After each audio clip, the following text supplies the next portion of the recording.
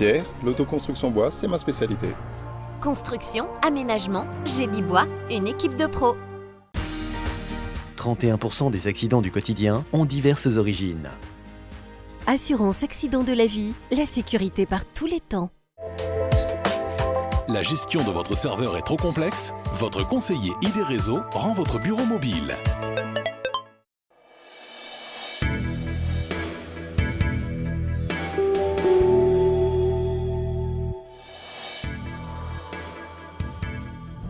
Bonjour à tous et bienvenue dans votre JT SIDEM. Nouveau point sur l'actu du syndicat mixte dans ce 3e numéro. Voici le sommaire. On part à la découverte de l'usine de confection de sacs multiflux. En plus des sacs orange, vert et bleu qui vous sont distribués, d'autres sacs y sont produits et même commercialisés. L'exposition Ecofolio a été lancée en septembre pour sensibiliser les plus jeunes au tri du papier. Nous avons suivi un groupe scolaire pendant une visite. Le SIDEM lance de nouveaux projets, concours de selfie et projets pédagogiques. Nous ferons le point dans notre JT. La Minute du Tri s'intéresse ce mois-ci au tri des textiles. Que peut-on jeter dans les conteneurs de récupération des textiles? Cindy nous explique tout. Une fois triés, vos vêtements sont récupérés par des associations telles que Tri d'Union, dans le but de créer des emplois, trier et revaloriser les vêtements. Un partenariat existe entre le SIDEM et Tri d'Union. Nous vous présenterons cette structure. Et vous, que faites-vous de vos vieux vêtements? Les déposez-vous au conteneur à textile? Nous sommes descendus dans la rue pour vous poser la question. Pour commencer ce JT, on s'intéresse à la fabrication de nos sacs multiflux. Qu'ils soient orange, vert ou bleu, tous sont fabriqués dans un seul et même lieu, l'usine de confection de sacs multiflux installée au Technopôle de Forbach. Mais ce ne sont pas les seuls produits fabriqués dans l'usine. Il y a toute une gamme de produits commercialisés par le SIDEM qui traversent même la frontière. On regarde. C'est ici que tous vos sacs multiflux sont fabriqués, dans l'usine de confection qui appartient au SIDEM et emploie 12 salariés. Elle a été mise en service en avril 2014. Auparavant fabriqué en Extrême-Orient, le coût de ces sacs made in Forbach est désormais inférieur à celui des sacs asiatiques. Plus de surstockage, plus de délais et de coûts de transport. Cette activité permet au SIDEM de réduire son impact environnemental, de ne plus dépendre de fournisseurs et surtout de relocaliser des emplois sur le territoire. L'usine produit en flux tendu selon les besoins des permanences de distribution et la production d'un sac s'articule autour de 2 grandes étapes. Les sacs sont confectionnés à partir de bobines. Donc bobines qui sont faites à l'extrusion où l'on détermine les différentes largeurs de l'aise, les épaisseurs, les couleurs. Quand les bobines sont prêtes, elles sont mises sur les machines de façonnage. Et c'est là qu'on va faire l'impression, la découpe et les soudures pour les différents sacs. Par la suite, ces rouleaux sont stockés dans le hall de stockage et distribués suivant les permanences aux différentes communes. Et pour les chutes de découpe, le SIDEM a même prévu un circuit de recyclage et de revalorisation. Il n'y a pas de perte. Tout ce qui est rebut, que ce soit au niveau des découpes des anses, que ce soit au niveau du démarrage des extrudeuses, tout est recyclé. C'est-à-dire qu'on refait du granulé avec des chutes sur la machine à régénérer et on réintègre ça dans les extrudeuses pour confectionner les bobines. Au-delà des sacs multiflux, le SIDEM commercialise d'autres produits à tout un portefeuille de clients en France, mais aussi en Allemagne. Nos autres clients sont essentiellement des collecteurs de vêtements et des grossistes, donc pour lesquels nous fabriquons aussi bien des sacs transparents que des sacs noirs, jaunes. Enfin, on adapte vraiment la production à la demande du client. Le principal client existait déjà l'année dernière. C'est un client allemand pour lequel nous produisons 54 bobines de film à la semaine. Ces bobines sont ensuite acheminées en Allemagne pour être transformées en airpack. Et ce sont les petits coussins d'air que vous voyez ici et que vous pouvez retrouver dans vos colis. Et comme dans toute usine, le prix et la qualité sont les critères essentiels au développement. Le sac poubelle est assez peu margé d'une manière générale, c'est-à-dire que les grossistes les achètent assez peu cher. Alors nous, on essaye de se démarquer par rapport à la concurrence par le fait que nos sacs ont des bretelles et nos clients trouvent ça très pratique, très facile à l'usage au niveau de la fermeture. Le SIDEM contrôle la qualité des sacs continuellement et envisage de nouveaux projets comme la fabrication de sacs biodégradables et le recyclage des sacs orange usagés.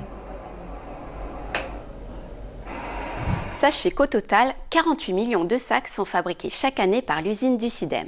Cela représente 240 000 sacs fabriqués par jour, grâce aux 2 machines de l'usine, toutes couleurs de sacs confondus. 735 permanences sont assurées au courant de l'année. 180 000 SIDEM Pass sont actifs actuellement. 160 000 SIDEM Pass sont dotés aux particuliers et aux ménages, le restant aux non-ménages comme les administrations, associations et professionnels. Je vous en parlais le mois dernier. Le SIDEM poursuit la sensibilisation des écoliers au tri du papier avec une exposition. Certains élèves du secteur y ont assisté et ont même tenté de découvrir tous les secrets du recyclage du papier. On regarde ce que les enquêteurs, que dis-je, les experts du tri ont découvert. Toute une classe de CM1 se presse dans les locaux du SIDEM pour découvrir les animations d'une nouvelle exposition. Donc nous avons la chance d'accueillir l'exposition d'Ecofolio jusqu'au 9 novembre que nous proposons aux classes primaires qui viennent visiter le centre d'éducation à l'environnement. Les écoliers vont se mettre dans la peau de détectives et mener l'enquête pour découvrir l'énigme du recyclage des papiers. Donc c'est un véritable parcours pédagogique au travers de modules interactifs et qui vont leur donner des indices pour reconstituer l'énigme et reconstituer également le texte mystère.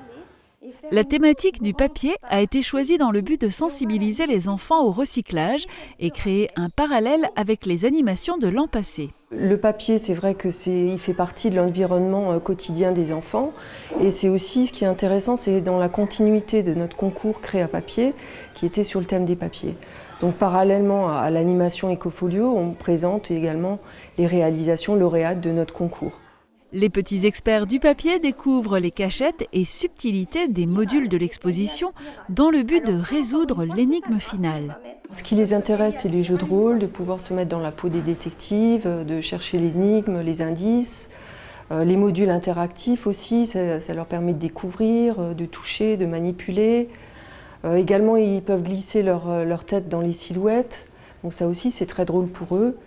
Au-delà de son objectif ludique, cette exposition a pour but de responsabiliser les enfants grâce aux bons gestes de tri. Et cette vitrine, elle nous apprend à reconnaître les différentes étapes pour recycler le papier. Avant tout, les objectifs pédagogiques de l'animation, c'est d'acquérir les consignes de tri des papiers, de reconnaître les faux amis également, les essuie-tout par exemple, les serviettes en papier qu'on va mettre plutôt dans le sac vert.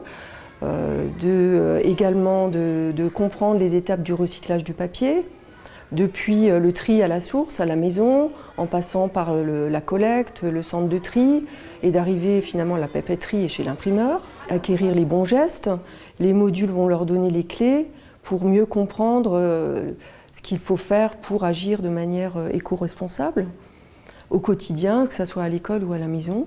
Certains élèves ont même déjà des suggestions d'idées pour favoriser le tri des papiers dans leur école.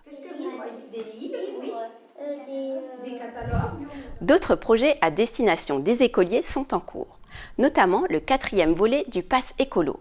Les écoles de Moselle-Est et d'Alsace-Bossu peuvent y participer. Le challenge, se mobiliser pour le tri et le recyclage du verre, à travers des objectifs pédagogiques, des quiz et des animations. Les classes peuvent s'inscrire avant le 6 janvier 2017, par mail, fax ou courrier, aux adresses et numéros qui s'affichent. Le SIDEM lance également un grand concours de selfies sur Facebook. Du 14 au 30 novembre 2016, envoyez votre photo en mode selfie en triant des emballages en verre devant un conteneur à verre. Les 5 premières photos récoltant le plus de j'aime remporteront un lot d'une valeur de 100 €. Tout autre chose, ce mois-ci, Cindy vous explique tout sur le tri des TLC. Vous ne savez pas de quoi il s'agit ? Pas de panique, vous allez comprendre. C'est parti pour une nouvelle minute du tri.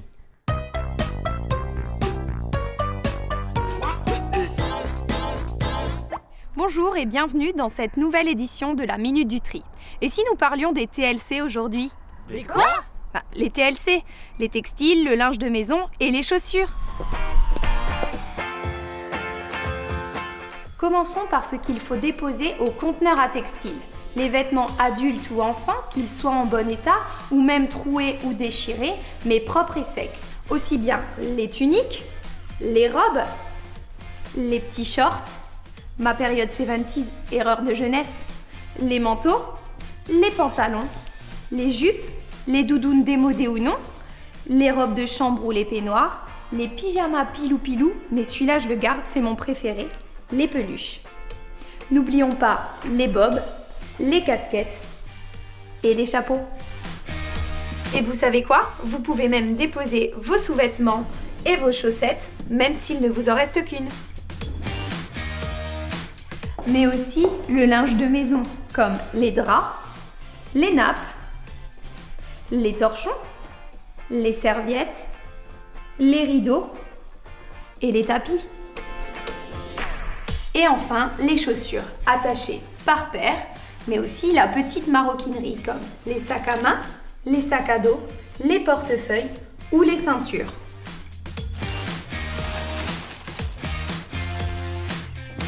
Et pour le dépôt, il suffit d'utiliser des sacs poubelles de 50 litres maximum, mais surtout pas des sacs multiflux. Ah non, non, non. Et veillez aussi à bien fermer vos sacs.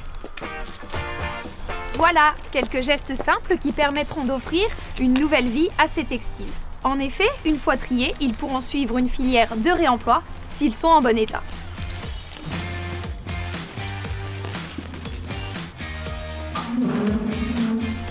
Dans le cas contraire, ils seront recyclés.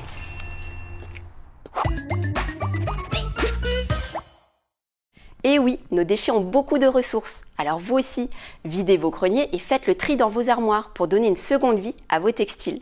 Quant à Cindy, nous la retrouverons dans une prochaine émission. En attendant, si vous avez des questions sur le tri des déchets, n'hésitez pas à appeler notre numéro vert au 0800 600 057. D'ailleurs vous, que faites-vous de vos vieux vêtements? Les déposez-vous au conteneur à textile? Et puis savez-vous tout ce que l'on peut y mettre? Nous sommes allés dans les rues de Creutzwald pour vous poser la question. Regardez. Oui, moi je mets ça dans ces conteneurs comme les chaussures, voilà, tout ce qui est habillement ou chaussures, je le mets. Ouais, effectivement, c'est très bien en tout cas. Ou je les donne à la Croix-Rouge, ou je donne à des amis qui n'ont pas trop les moyens de payer. Toutes les saisons, je trie. Quand je veux plus, je donne là-bas au conteneur, voilà. Moi, je donne avec mes amis, je troque, ou alors je mets dans les conteneurs. Tous les 2-3 mois, je fais un tri dans l'armoire et puis j'y vais.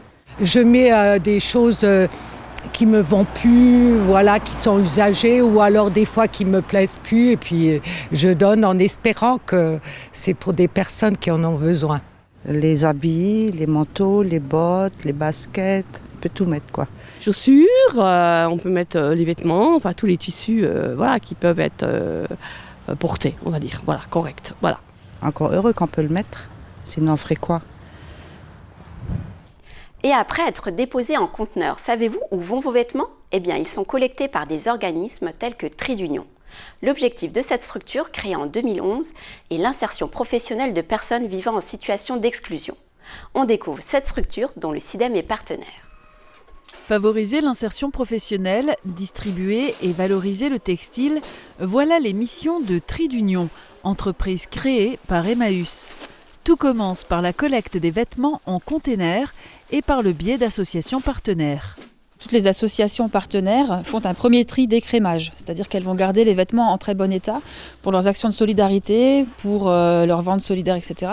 Et ils vont nous redonner tout ce qui n'est pas valorisable en l'état. Donc ça veut dire des invendus, des vêtements qui sont tachés, troués, etc. Et c'est ce gisement-là qui est trié dans les locaux de Tri d'Union, qui représente 2000 tonnes par an. Tri d'Union a également une deuxième activité, toujours dans la collecte et le tri des vêtements, mais qui est cette fois-ci la collecte auprès directement du particulier par point d'apport volontaire, donc par conteneur textile. Et donc le CIDEM est partenaire de Tri d'Union et du relais pour cette collecte sur le bassin donc de Moselle-Est. 460 containers implantés en Moselle et dans le nord de la Meurthe-et-Moselle permettent la collecte de 1400 tonnes de textiles par an et assurent ainsi les emplois au sein de la structure. Nous avons plusieurs types de métiers chez Tri d'Union. Tout d'abord des collecteurs. Donc ces personnes-là sont en charge de vider les conteneurs, donc tout le parc de conteneurs, une fois par semaine. Nous avons également des chauffeurs poids lourds, puisque nous possédons également un camion poids lourd 19 tonnes. Ensuite, nous avons des opératrices de tri qui vont être en charge du tri des vêtements, donc là du surplus associatif qui arrive sur le site. Et autour de tout l'atelier et de ce tri, il y a toute une équipe de manutentionnaires qui va être en charge d'approvisionner les postes de travail, de décharger les camions, de recharger des camions en produits finis, mais aussi de conditionner les vêtements à la presse. Ce qui leur permet de déboucher ensuite dans des métiers de la production, de la logistique et d'avoir toute une palette de compétences à leur actif. tri d'union permet de faire face à l'exclusion de certains travailleurs par la formation et le développement des compétences. L'activité permet également la mise en place d'actions humanitaires, comme l'envoi de vêtements en Syrie et la création d'emplois dans des pays défavorisés, mais pas seulement. Tous les vêtements qui ne sont pas en bon état, on repart sur des filières de recyclage, avec des matières coton qui vont servir à faire du chiffon d'essuyage. On va avoir toute une filière d'effilochage avec des matières en laine qui vont être effilochées pour refaire du fil par exemple. Et les vieux jeans sont également effilochés pour rentrer dans la fabrication d'un isolant pour le bâtiment qui s'appelle le métis. Et ensuite vous allez avoir une filière de combustible solide de récupération. Ce sont tous nos anciens déchets, donc des vêtements et des chaussures non réutilisables parce que mouillés, parce qu'en fibres synthétiques qui ne sont pas recyclables. Et ça va être transformé en petits pellets et ça va alimenter les fours des cimenteries. Donc là, on part sur de la valorisation énergétique. Un nouveau poste a même été créé au sein de Tri d'Union, celui d'opératrice des ventes. Grâce au soutien des partenaires historiques comme le SIDEM, l'activité de collecte des vêtements ne faiblit pas. Voilà, c'est la fin de ce JT. On se retrouve le mois prochain pour un nouveau point sur l'actu du SIDEM.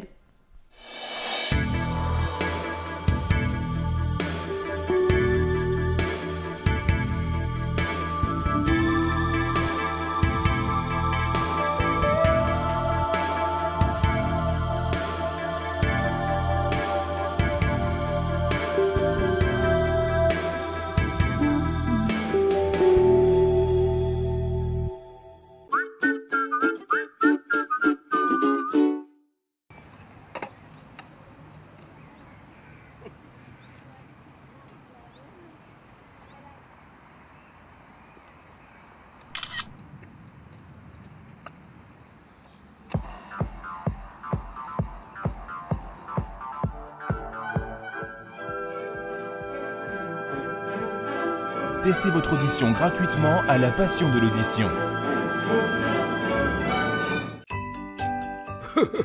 Moi, le Père Noël, je fais toujours un tour chez Festivité. J'y trouve toujours ce qu'il me faut pour faire la fête. De la décoration de table, des objets rigolos, des déguisements et même de magnifiques feux d'artifice pour la nouvelle année.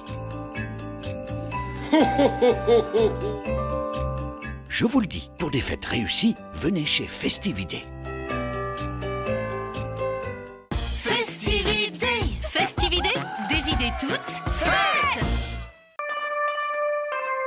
Le saviez-vous? Pro et compagnie prend le relais de Braun et Baltès à Sarreguemines. Plus pro, plus de stock, plus proche de vous, un meilleur SAV. Et ce n'est pas une option, une garantie premium sur les équipements TV et ménagers. En cas de panne, bénéficiez d'un échange à neuf pendant 2 ans.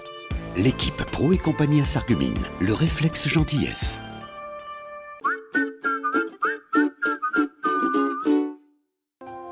Transport, matériel médical, aide à domicile. AVS Santé, notre métier, vous accompagner. Samedi, une nouvelle journée de championnat pour le SFC en terre alsacienne. Les faïenciers vont affronter l'ASC Biesheim. Un match à suivre en direct à 18h sur Mosaïque. Plus de sport avec le soutien de DLSI, l'énergie de vos emplois et de vos footballeurs. Le conseil, le choix, la pause, les meilleurs tarifs. Avec Agi Fermeture, les experts de la fermeture.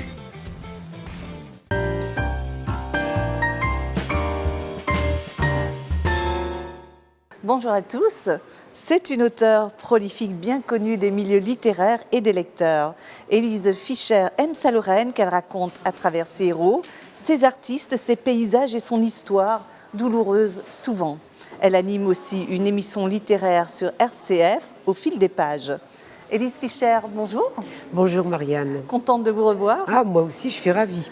Après La Vilaine Sourire et l'étrange destin de Marie, le roman du jardin de Petroni est la suite de la saga de la famille de Laumont. Oui, tout à fait. Alors, du coup, cette famille va devenir le fil rouge de l'histoire de la Lorraine? Oui, parce que j'avais envie, à partir de la guerre de 14-18, de montrer le destin d'une famille en Lorraine, les de Laumont, de 14-18 à nos jours, et peut-être, pourquoi pas, faire un roman d'anticipation, imaginons. Et qui est donc Jeannette. Jeannette, on l'avait vue dans La Villa la sourire. On la retrouve 20 ans plus tard. Oui, 20 ans plus tard, vous savez, c'était la petite, c'est la sœur déjà de Marie. Marie, c'est la petite qui disait, moi, quand je serai grande, je devais chanter comme Justine, avec son petit cheveu. Et Jeannette, elle était plutôt silencieuse, mais toujours fourrée dans les jupes de Pétronie, la domestique qui avait un poids évident dans la famille. C'est elle qui menait tout le monde à la baguette. C'était un personnage. Et elle voulait attraper le même tour de main que Pétronie, faire des gâteaux. Donc 20 ans plus tard, on y est, mais c'est la guerre de 39-45. Elle a ouvert son salon de thé en vieille ville à Nancy. Alors donc, effectivement, on se trouve sous l'occupation. Quelle est la situation de Nancy pendant cette période de l'occupation? Alors Nancy est en zone réservée, c'est-à-dire ça n'est pas tout à fait le même destin pour la ville que Metz ou l'Alsace. Ils ne sont pas devenus encore un land allemand, mais c'est prévu dans les textes. Ça, on l'a su longtemps après. C'est-à-dire que les gens qui ont quitté Nancy quand c'était le moment de l'exode, eh bien, n'avaient plus le droit d'y revenir. Ils revenaient par des chemins détournés, mais c'était interdit. Et Nancy avait ce statut de zone réservée, occupée, bien plus surveillée que les gens de Paris, et puis évidemment dans le sud où c'était la zone libre. Surveillée dans quel sens? Par les Allemands, c'est-à-dire qu'on ne pouvait pas quitter la Lorraine, on ne pouvait pas quitter Nancy. C'était la première ville frontière. La presse également a joué un rôle très important lors de l'occupation. Qu'en était-il? Alors, l'Est républicain disparaît et c'est l'Écho de Nancy qui est complètement aux mains de l'occupant et des Français qui y travaillent mais qui sont complètement soumis à l'occupant sous la direction de Monsieur Rivet qui va donner des nouvelles. Donc cet Écho de Nancy est un journal dont on se dit un peu c'est comme Radio Paris ment, Radio Paris est allemand, l'Écho de Nancy ment, l'Écho de Nancy est allemand. On peut chanter la même chanson. Est-ce qu'il y avait moyen de faire autrement? Oui, bien sûr. Alors il y avait des gens, il y avait déjà une presse clandestine, il y avait des gens courageux, il y en a eu, qui écrivaient leurs feuilles de chou et qui les déposaient dans les gares, notamment à la salle des pas perdus à Nancy. On trouvait parfois, au petit matin, une pile d'articles et on savait vraiment ce qu'il en était de la situation, ou sur le front, ou de l'avance des Allemands, ou comment faire. Personne ne voyait ces feuilles être déposées, mais elles y étaient. On était informés ainsi. L'ennemi prend aussi les traits de personnages attachants qui, malgré eux, se trouvent dans le mauvais camp. Écoutez. Franz fait partie de ceux qui agissent. Il est presque pasteur, comme son père, dit Karl. Oui, c'est un homme d'une grande qualité, mais il est fou amoureux de Mariette, qui s'interdit de l'aimer. Elle a peur. Ah, dit Karl, quelque part, lui et moi, nous nous ressemblons. Nous vivons une situation analogue, délicieusement douloureuse. C'est un sentiment étrange que celui de l'amour. Il s'arrête sous les ombrages de l'allée principale, il lève les yeux vers le ciel. Les ramures des arbres où piaillent des étourneaux se parent des couleurs à la fois tendres et flamboyantes de l'automne. Je suis son regard, et quand je l'abaisse, il fait de même. Nous nous contemplons longtemps, intensément, comme si nous nous interrogions, cherchions la source de vie. La désirons-nous? Qui a le plus soif? Mais il n'ose aucun geste. Ses yeux expriment tant de douceur et de tendresse. Il murmure simplement « J'aurais tellement aimé, Jeannette, vous rencontrer dans d'autres circonstances. » Dans vos romans, on rencontre souvent cette part d'humanité. Et ici, vous l'évoquez à travers des amours interdites. Et notamment Mariette, c'est une amie de Jeannette. C'est une amie de Jeannette. Et justement, j'ai évoqué Franz tout au début. Oui. Franz, c'est un jeune Allemand qui a été muté par les Allemands en punition au camp d'Essel et Nancy. Il va être pasteur, il aime Mariette, mais il ne se passera jamais rien entre deux. Et Mariette, en fait, c'est l'histoire de maman. Dans « Appelez-moi Jeanne », mais je ne pouvais pas l'appeler Jeannette, puisque j'avais déjà mon héroïne qui s'appelait Jeannette, je l'ai donc appelée Mariette. Mais c'est véritablement l'histoire de maman. Alors c'est vraiment intéressant, parce que du coup, on se demande, est-ce que c'est une part de culpabilité? Est-ce que c'est du patriotisme? Ou les deux, peut-être? Pour avoir beaucoup parlé avec maman, si vous voulez, il y avait une part de patriotisme. C'était des Alsaciens qui avaient vraiment opté pour la France et qui ne voulaient pas entendre parler de l'Allemagne. L'Allemagne, c'était un gros mot, les Allemands, c'était des monstres. Et or, le regard de Jeannette, enfin de Mariette dans le roman, va complètement changer quand elle rencontre Franz. D'ailleurs, il va l'aider, parce qu'elle est dans un réseau de résistance. Il va donner des Ausweis, il va donner des faux papiers, il va aider du mieux qu'il peut, et un jour, ils seront surpris. Et là, on a aussi Karl, qui lui est un haut gradé qui se trouve à l'hôtel de ville à Nancy. Il fréquente la Lorraine. Philippe, le pharmacien, y vient, écoute, il a appris l'allemand et ça lui sert lui aussi pour renseigner. Karl n'est pas dupe, il le sait, mais il est tombé amoureux de notre chère Jeannette et rien n'est vraiment possible. Et Jeannette est au cœur des événements. Elle tient la brasserie de Nancy où circule beaucoup de monde, beaucoup d'Allemands, des Allemands aussi, et elle relate d'une façon très juste tout ce qui se passe pendant l'occupation. Alors oui, ça c'était intéressant de montrer que malgré la guerre, malgré l'occupation, les gens continuaient de vivre. Par exemple, cette brasserie qui s'appelait la Lorraine, qui a existé, elle se trouvait rue Saint-Jean, à l'angle de la rue Raographe et Saint-Jean. Il y avait 3 grandes brasseries importantes, et dans ces brasseries ont eu lieu des arrestations au moment où les jeunes hommes étaient arrêtés, convoqués pour aller faire le travail, le STO, en Allemagne. Donc la Lorraine sera témoin de ça. Mais il y avait des brasseries comme il y avait Place Stanislas, où c'était une sorte de cabaret.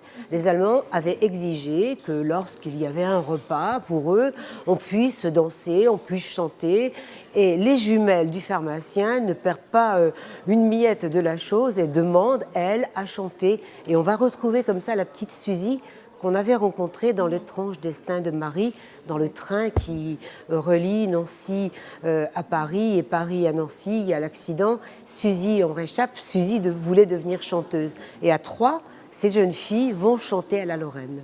Mais c'est vrai que vous tracez en filigrane toutes les horreurs qu'a connues cette guerre. Alors effectivement, il y a les gens différents, tout ce qui était différent. Alors je pense aux homosexuels, je pense à Luc qui était différent aussi, aux juifs, effectivement tout y passe. Oui, il y a un frère de Jeannette qui lui est à Paris, qui connaît André Gide et qui travaille aussi pour la résistance.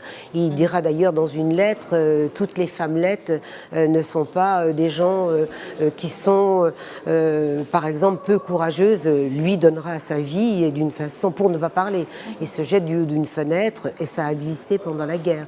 Donc là aussi, je veux montrer aussi toutes ces populations si différentes, avec des caractères différents. Il y a des monstres, il y en a. Ceux qui vont attenter à la vie de Luc, ce sont des monstres. Arlette, elle est entre deux, celle qui tient la gérance du jardin de Petroni, le salon de thé. Arlette, elle, simplement, il y a eu des tas de femmes comme ça parce qu'elle aime les jolies robes, elle aime être aimée, courtisée, elle n'aura pas toujours une conduite très exemplaire. Très patriotique. Elle n'est pas très patriote. Et pourtant, Jeannette pardonnera et la sauvera. Oui. Donc elle ne sera pas tondue parce que c'était à moins de 2. On avait commencé à l'attraper après la guerre. Alors dans tous vos romans, vous êtes extrêmement documenté. Mais comment faites-vous ? J'adore l'histoire. Vous savez, quand je raconte l'histoire qui a eu lieu place Saint-Jacques à Metz, parce qu'on a des nouvelles grâce à Norbert qui travaille à la Lorraine, mais qui lui vient de Metz et s'est sauvé, puisqu'il y a eu un acte de résistance important à Metz. Le jour du 15 août, le premier 15 août, c'était interdit de faire des processions religieuses ou autres. Mais dans la nuit, par magie, donc des gerbes de fleurs en forme de croix de Lorraine bleu, blanc, rouge ont été déposées place Saint-Jacques où était la statue de la Vierge. Les Allemands étaient foudrages et tout le monde venait tourner autour de la statue. Et la commémoration existe toujours encore chaque année ? Chaque année, oui, on se souvient. Et il faut bien noter que cette statue avait été offerte par l'évêque de Metz à l'époque, qui était un Allemand. Quelle est la suite des aventures de la famille de Laumont ? Alors, les aventures de la famille de Laumont, ce sera dans un prochain livre. Moi, j'ai beaucoup aimé accompagner nos jumelles, Pauline et Anne. Elles sont des rebelles. Alors, elles vont le prouver et on va arriver comme ça tout doucement au moment d'une époque qu'on a appelée les événements de la guerre d'Algérie. Merci beaucoup Élise Fischer d'être venue dans cette émission. Je rappelle donc que Le Jardin de Petroni est édité chez Kalman Levy et on se retrouve à très bientôt entre les lignes.